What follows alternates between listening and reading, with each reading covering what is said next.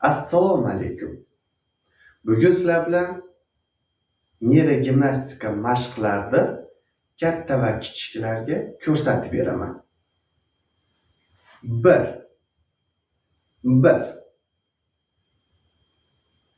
2 3 4 5 6 mana o'zim ham adashib ketyapman.